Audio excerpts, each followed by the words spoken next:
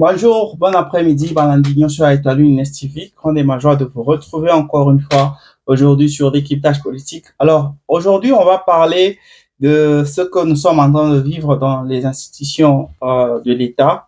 Est-ce que nous ne sommes pas en train de vivre, après ce qui s'est passé avec Modeste Bahati, après ce qui s'est passé l'année passée avec Vital Kamerhe qui a démissionné, Modeste Bahati qui a été forcé de démissionner, est-ce que nous ne sommes pas en train de vivre cette dérive autoritaire de Félix Tshisekedi, selon quoi, si vous n'acceptez pas, Félix Tshisekedi, vous devez soit perdre votre poste, ou bien vous pouvez être emprisonné.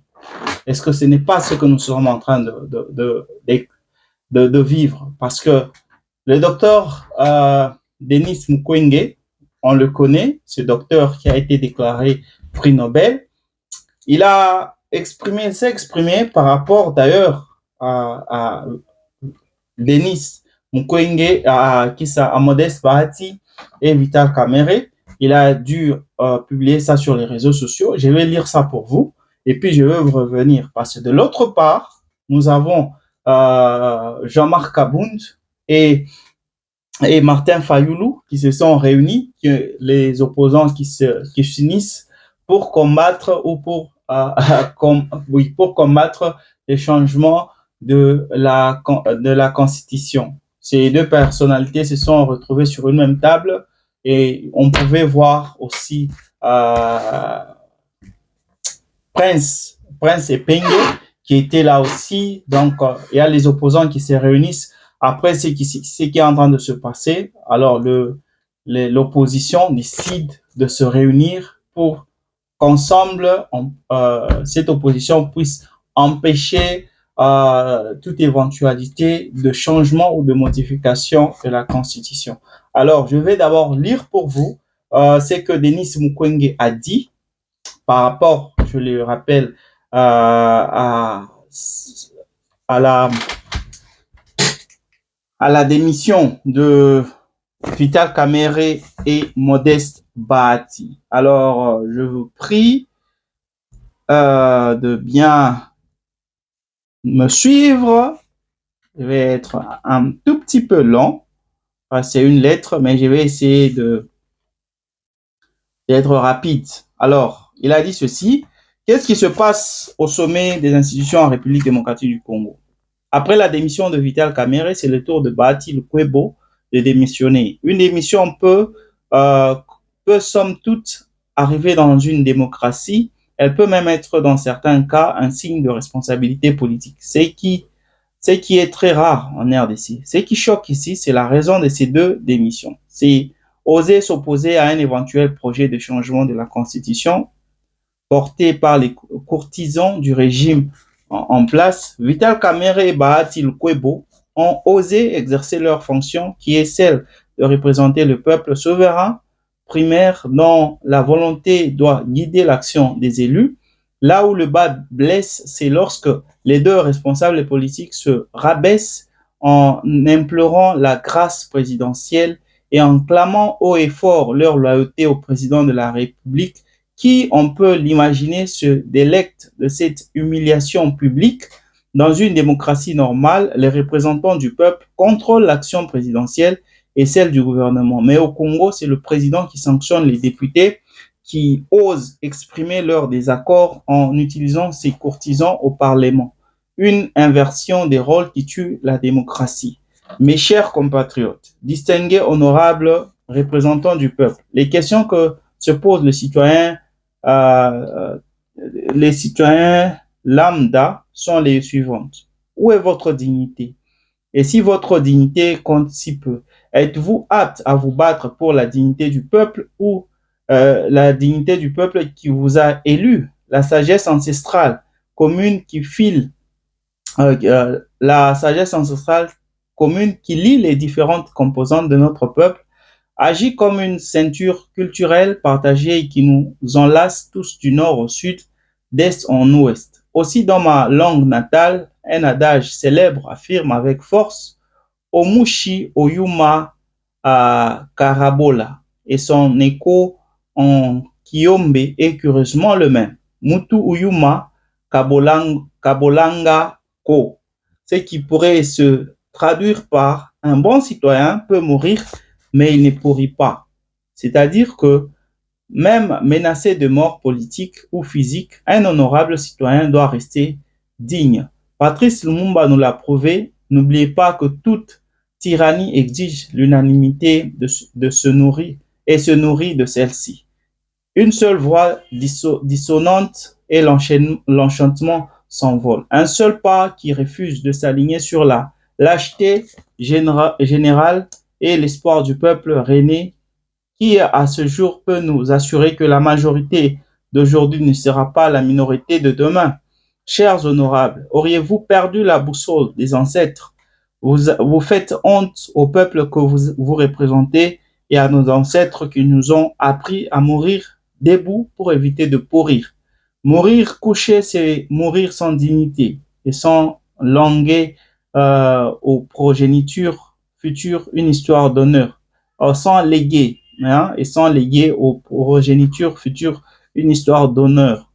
En osant vous opposer au projet de changement de la Constitution, alors que notre pays est en guerre, vous avez eu le courage de dire la vérité, signe de noblesse pour un représentant du souverain primaire. Votre responsabilité et dignité auraient dû vous amener à rester ferme, quel que soit le prix à payer. Vous auriez dû accepter de mourir dignement et ne pas pourrir en demandant la grâce, ce qui amoindrit la hauteur et la force de votre prise de position. Quel message avez-vous envoyé au monde et notre jeunesse?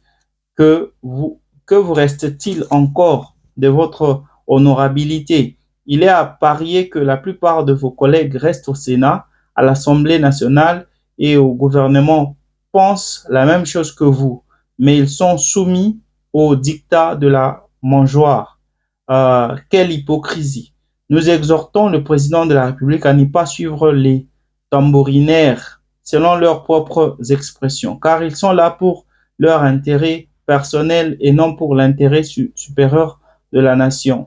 Demain, ils seront les premiers à vous poignarder dans le dos, comme l'ont fait certains caciques et ténors du régime précédent contre leur autorité morale qu'ils défendaient avec tant de force, mais qui, au changement du régime, lui ont tourné le dos.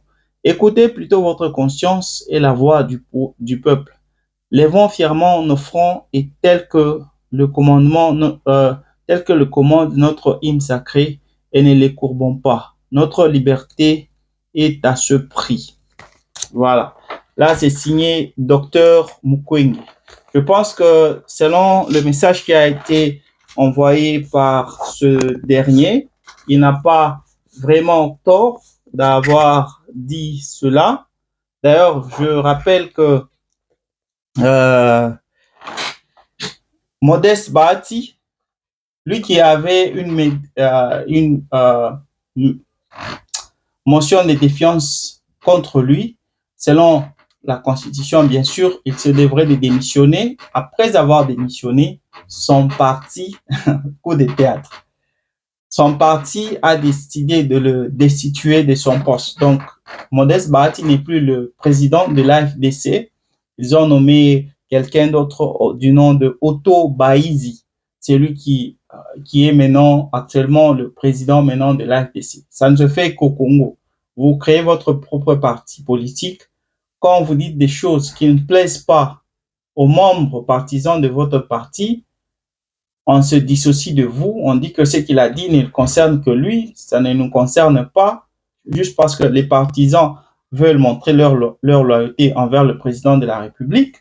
Et puis, quand vous démissionnez du poste, pas du poste du président de la FDC, vous démissionnez du poste du vice-président du Sénat, votre parti vous destitue. On vous met à côté et on met quelqu'un d'autre. Je ne sais pas. En tout cas, dites-moi dans les commentaires là où ces genres de choses se font. Alors, ce qui nous ramène aujourd'hui à parler de ce dossier, c'est ce que nous sommes en train de vivre dans le gouvernement de Félix Tshisekedi. On l'a remarqué depuis la sortie médiatique de Modeste Bahati. Il y a beaucoup de personnes, beaucoup de personnalités qui étaient donc cachées, qui se sont manifestées. On a finalement su les intentions même de l'UDPS, changer la constitution, modifier la constitution. Il y a même l'autre là, Mardoché Ntsele, qui a lancé une pétition. 100 000, il a récolté, selon ses propres mots, il a déjà récolté plus de 100 000 signatures. Il veut changer la constitution selon l'article 217, alinéa 4, qui autorise à ce qu'une pétition signée par 100 000 Congolais puisse être déposée à l'une des chambres du Parlement afin qu'on puisse changer la constitution. Donc, il y a beaucoup de personnalités qui ont déjà réagi. Je vous ai déjà passé ça sur décryptage politique. Alors, on se demande, que seraient ces gens qui montrent leur loyauté envers le président de la République aujourd'hui? Est-ce que ces gens-là ne sont pas en train de faire ce que Mobutu faisait faire aux gens du Parlement? C'est-à-dire, si vous ne louez pas votre président, si vous ne dites pas du bien de lui, si vous n'êtes pas derrière le président, vous allez perdre votre boulot. Vous perdez votre boulot. Si vous ne perdez pas votre boulot, vous allez être arrêté, surtout si vous êtes membre de l'opposition. Est-ce que ce n'est pas ce que nous sommes en train de voir aujourd'hui? Aujourd'hui, il y a eu beaucoup d'enlèvements. On parle de 500 journalistes en 2025 qui ont été enlevés. Sur les 5 en Afrique centrale, bien sûr, la moitié de ces 500 ont été enlevés en RDC, les journalistes. Pourquoi enlèvement des journalistes? Si nous allons même dans les camps des autorités de l'État, combien d'autorités sont enlevées? On vient de nous signaler que Emmanuel Chadar, le secrétaire du PPRD, il est dans un état critique. Il a été, je ne sais pas dire heureusement, parce qu'on ne sait pas jusque-là comme si sa santé a évolué. On l'a précipité dans un hôpital d'urgence, mais sa famille a dit que sa situation et son état de santé est critique. Où se trouve Aubin Minaku? Aubin Minaku, de la même façon que Chadar a été enlevé, Aubin Minaku aussi a été enlevé. Sa famille aussi, je me rappelle, vous l'avoir déjà passé sur des cryptages politiques, sa famille disait qu'il n'était pas dans de bonnes conditions parce qu'on ne sait pas vraiment ce qu'on lui a fait, mais il n'est pas dans de bonnes conditions. Sa famille demandait même à ce que ce dernier soit libéré. Mais jusqu'aujourd'hui, on ne sait pas là où se trouve Aubin Minaku. Il y a tellement de cas que je peux vous expliquer, mais tout ça va faire qu'on va perdre notre temps. Parce que j'ai parlé même du propriétaire de Top Congo qui était arrêté juste parce qu'il avait dit que le Congo était mal géré. Il a été arrêté. N'eût été ses bons avocats, on parlerait d'une autre histoire. Donc, il y a tellement des enlèvements et comme par surcroît, les personnes qui sont protégées, les personnes qui gardent leur poste, ce sont les personnes qui louent le président de la République. Donc, il suffit seulement que vous soyez derrière le président, non, vous gardez votre poste. N'est-ce pas la dictature que l'on vivait du temps de Mobutu Sese Seko? C'est-à-dire que si vous ne dansez pas la musique de Mobutu, vous êtes quelqu'un de mourant. N'est-ce pas ce que nous sommes en train de vivre aujourd'hui? Si un ancien ministre de l'Éducation du nom de Willy Bakonga peut arriver à tenir un meeting populaire et dire liboso na bino, liboso ya Nzambe, na sengi ke ba Nzambe alongolanga 5 ans ya vie na nga apesa ngo Félix Tshisekedi. N'est-ce pas les louanges que Mobutu recevait des autorités, des gens du Parlement? Quelqu'un qui était du temps de Joseph Kabila, c'était quelqu'un qui était plus chaque fois dans la position de ministre. Il avait promis de ne jamais trahir Joseph Kabila. Aujourd'hui, il se retrouve dans l'UDPS et il jure, il demande à Dieu de lui soutirer 5 ans. Et s'il savait que, par exemple, 5 ans, c'était en 2031 et que ces 5 ans, si Dieu lui enlevait ça, il allait mourir cette année. Est-ce qu'il allait dire ces genres de choses? Donc, vous comprenez que les gens sont prêts à dire du n'importe quoi pour flatter le président de la République, pour montrer qu'ils sont derrière le président de la République, pour que ces derniers puissent les accorder des postes. Il n'y a pas que lui. Il y a l'autre là, le pasteur Mukendi. Je pense qu'on le connaît tous. Ce pasteur qui était au Canada, il avait un cas de viol. Il était poursuivi par la justice canadienne. Il a finalement décidé de quitter le Canada pour aller s'installer en RDC. Il y a ceux-là qui parlent qu'il avait fui. C'est monsieur, bon, vous le savez par le nom, vous voyez que il est de la famille de la tribu du président de la République. Ce monsieur, auparavant, il était derrière le président de la République. Là, je pense qu'il le faisait juste par appartenance tribale. Et puis, après un temps, non, il s'est ressaisi. Il a commencé à réfléchir, mais non. Bon, c'est monsieur, il est de ma tribu. Mais si je vois un peu, si j'essaie de réfléchir par rapport à la situation, c'est monsieur, il ne fait pas il ne répond pas aux attentes. Ce monsieur avait dit, il avait fait des sorties médiatiques là où il avait dit, moi-même personnellement je l'avais suivi, il a dit, en tout cas l'UDPS nous a trahis. L'UDPS nous a trahis, on a reçu des promesses et des promesses, on espérait voir les choses changer. Mais en tout cas, je suis complètement déçu de l'UDPS. Le monsieur, il avait été clair, il avait dit ça. Mais après avoir dit ça, c'était je pense un vendredi, dans la soirée, je pense qu'il avait veillé dans son église. Il a été interpellé par les agents de la garde républicaine ils étaient là pour l'arrêter. Mais rien n'a fuité de leur conversation, de quoi il a été question, qu'est-ce qu'il a dit dans de quoi il a été question, de quoi ils ont parlé entre lui et les personnes qui étaient venues pour l'interpeller. Mais quelques minutes après, ou je peux dire 1 heure ou 2 heures après, il a fait lui-même une sortie médiatique pour dire non, ne vous inquiétez pas, il n'y a rien. Il y a ceux-là qui ont dit qu'on m'a arrêté, vous me voyez. Donc, si j'étais arrêté, je n'allais pas être là.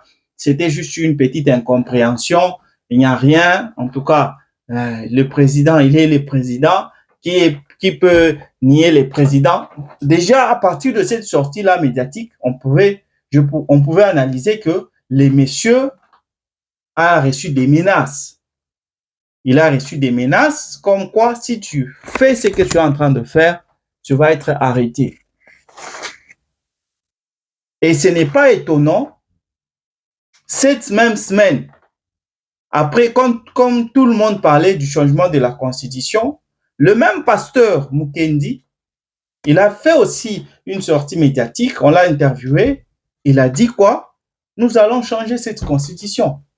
Et vous pouvez sentir que ce n'est pas le pasteur qui parle avec cette confiance-là, ce pasteur qui qui est sûr de ce qu'il dit. C'est comme si c'est quelqu'un qui se sent obligé de dire certaines choses. Donc, c'est la musique que Félix Tshisekedi nous apprend à danser aujourd'hui. C'est-à-dire, si vous êtes contre lui, c'est le cachot qui vous attend. Si vous êtes dans les institutions de la RDC, c'est le chômage qui vous attend. Vous devez démissionner parce que vous n'êtes pas digne. Et pourtant, cela ne se fait pas dans une république démocratique. Aujourd'hui, l'UDPS a la majorité parlementaire.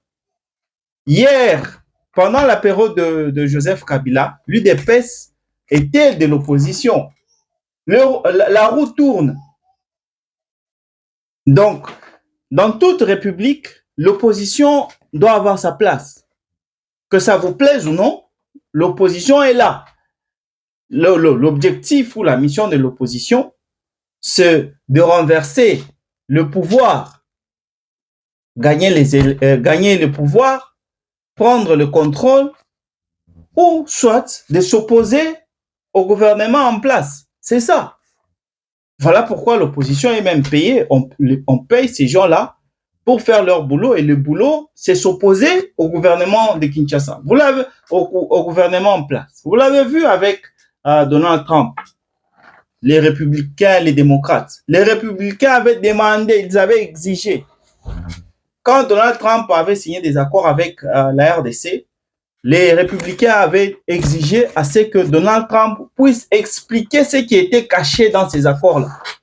Ils ont dit comment est-ce que tu peux signer en tant que président d'une institution, président des États-Unis, tu signes des accords avec un tiers pays, là on parlait de la RDC, et nous, les gens du Congrès, on n'est pas au courant, on ne sait pas de quoi il est question. Est-ce que ces accords vont te profiter ou bien vont profiter aux États-Unis? Est-ce que ces accords vont profiter aux Congolais ou bien vont profiter au président Félix Tshisekedi? C'est ça.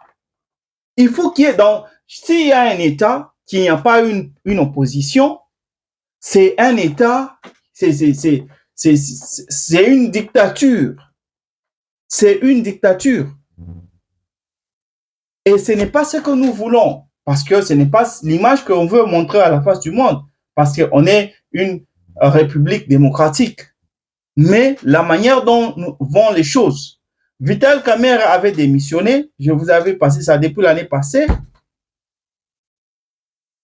Après, maintenant c'est Modeste Bahati qui a aussi démissionné. Juste pour Modeste Bahati, c'est clair, il n'a pas été apprécié, juste parce qu'il a exprimé son opinion, il a dit non au changement de la Constitution. Bien que je n'avais pas approuvé cela, c'était pas la meilleure façon de faire les choses, c'était parce que c'est pas à un partisan d'un parti politique de dire la vision du parti, c'est au président même de dire ce qu'il pensait. Est-ce qu'il pense continuer ou bien arrêter?